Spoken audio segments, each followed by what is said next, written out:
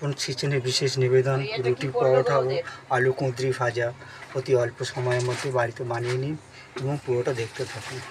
আটা মাখার জন্য আমি নিয়ে নিয়েছি একটি পাত্রে পরিমাণ মতো আটা। এবারে আমি ওর মধ্যে দিয়ে দেবো সামান্য পরিমাণে নুন আর দিয়ে দেবো, যতক্ষণ না মাখাবো ততক্ষণ পর্যন্ত এর মধ্যে আমি সামান্য সামান্য জল মাখাতে থাকবো। পরিমাণ মতো জল ওর মধ্যে দিয়ে দিচ্ছি। এবারে এটাকে মাখিয়ে নিই। চলুন আপনারা এই আটা মাখানোটা দেখতে থাকুন। জল দিয়ে পুরো অর্ধ মাখা করে নিয়েছি। এবার ভালো করে এটা মোলায়েম করে নিই।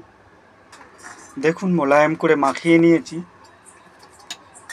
এবারে আমি এটাকে ঢাকা দিয়ে রেখে দিই। ঢাকা দিয়ে কিছুক্ষণের জন্য রেখে দিলাম। তার থেকে গোলা বানিয়ে নেওয়া হচ্ছে। এবারে এটাকে বেলার জন্য প্রস্তুতি নেওয়া হবে। দেখুন গোল গোলভাবে কেটে নেওয়া হচ্ছে। রুটি করার জন্য এইভাবে শেপ নিয়ে নিয়েছি আর সঙ্গে বেলার জন্য আটা নিয়ে নিয়েছি। চলুন মা আমাকে হেল্প করছে, উনি বেলে রুটিটা করবে, আপনাদেরকে দেখাই। মা প্রথমে রুটিটা বেলে নিচ্ছে। এবারে দেখুন চাটুটা বসিয়ে দিয়েছি, গরম হচ্ছে। রুটিটা বেলে নিই মা, এবার আস্তে আস্তে রুটিগুলো করে নেবে। এক পিঠ উল্টে নিয়েছে। এইবার ভালো করে ওটাকে ফুলিয়ে নেবে। দেখুন কাপড় চাপা দিয়ে দিয়েই হবে। মা রুটিগুলো করে নেয়, ভীষণ ভালো লাগে এই রুটি দেখতে এবং করতে। একটা রুটি হয়ে গেছে, বাকিগুলো এইভাবে করে নেওয়া হবে। আমি যেহেতু রুটি খাবো না, মা তাই আমার জন্য তেল দিয়ে এটাকে পরোটা বানিয়ে দিচ্ছে। 2-3 পিস ভালো করে তেল দিয়ে এটাকে ভেজে পরোটা বানিয়ে দেবে। দেখুন উল্টে উল্টে মা ভালো করে তেল দিয়ে ভেজে নিচ্ছে পরোটাগুলোকে। রুটির পরোটা ভীষণ খেতে ভালো লাগে। যারা ময়দা খেতে পছন্দ করে তারা ময়দা বানিয়ে নেবেন। আমি এর সঙ্গে একটি ভাজা বানাবো। আগে রুটিটাকে বানিয়ে নিচ্ছি, তারপর দেখুন পরোটাগুলো তুলে নেওয়া হয়েছে এবং রুটিগুলো রাখা আছে। চলুন ভাজার জন্য রেডি করি। ভাজার জন্য নিয়ে নিচ্ছি কুঁদরি ও আলু। এটাকে ভেজে রুটির সঙ্গে, গরম রুটির সঙ্গে খাওয়া হবে। আপনারা গরম ভাতের সঙ্গেও খেতে পারেন। তো চলুন এটাকে রেডি করে নিই। কুঁদরিগুলো এইভাবে কেটে নিয়েছি, সঙ্গে পেঁয়াজ ও আলু কেটে নিয়েছি। গ্যাস জ্বেলে দিয়েছি, কড়া বসিয়ে দিয়েছি। এইবার এর মধ্যে দিয়ে দেবো পরিমাণ মতো তেল। তেল দিয়ে দিয়েছি, ওর মধ্যে দিয়ে দিচ্ছি ফোড়নে সামান্য পরিমাণে জিরা।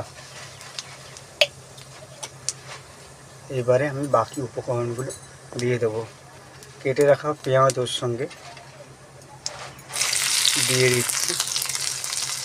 একটু ভাজা হয়ে যাক, তারপরে আমি কুঁদরি আর আলু দিয়ে দেবো। পেঁয়াজটা অল্প ভাজা হয়ে গেছে, আমি ওর মধ্যে দিয়ে দিচ্ছি কেটে রাখা কুঁদরিগুলো। আপনাদের এলাকায় এই নামে পরিচিত আমাকে কমেন্ট বক্সে জানাবেন। সঙ্গে দিয়ে দিচ্ছি কেটে রাখা আলু।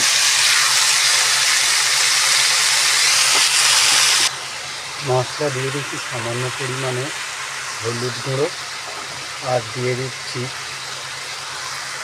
ধনে গুঁড়ো আর দিয়ে দেবো স্বাদ মতো নুন। যেহেতু ভাজা খাবেন তাহলে নুনের পরিমাণটা অল্প দেবেন। গরম ভাতের সঙ্গে বা রুটির সঙ্গে বা পরোটার সঙ্গে ভীষণ ভালো খেতে লাগবে। দিয়ে দিচ্ছি একটা লঙ্কা। আপনারা ঝাল পছন্দ করেন তাহলে লঙ্কা পরিমাণটা বেশি দেবেন। রেডি করে ফেলেছি আলু কুঁদরি ভাজা। চলুন আপনাদেরকে এটাকে পরিবেশন করে দেখাই। করে ফেলেছি আপনাদের জন্য আলু কুঁদরি ভাজা ও রুটি। দেখুন রুটির সঙ্গে, পরোটার সঙ্গে বা গরম ভাতের সঙ্গে কুঁদরি ভাজা আপনারা খেতে পারবেন। ভীষণ টেস্টি, সকলে পছন্দ হবে। বাড়ির উপকরণ দিয়ে বানিয়ে ফেলুন এই কুঁদরি আলু ভাজা ও রুটি। আমার এই রেসিপি যদি আপনাদের ভালো লেগে থাকে একটা লাইক করে দেবেন। ভালো থাকবেন, সুস্থ থাকবেন। দেখা হবে অন্য এক ধরনের রেসিপি নিয়ে। ধন্যবাদ।